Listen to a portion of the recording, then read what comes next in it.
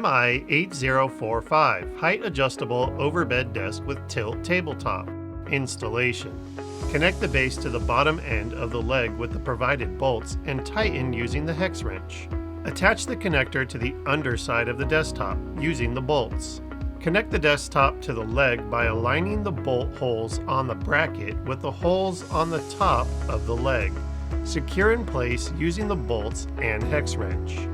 Attach the handle to the 2 bolt holes as shown. The desktop can be rotated 90 degrees for storage or to save space. To rotate the desktop, squeeze the long handle as shown here toward the underside of the desk and tilt the desktop until it stops or reaches the desired angle.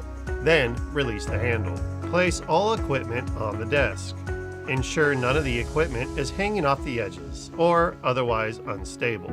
Press and hold the lever to raise or lower the desk.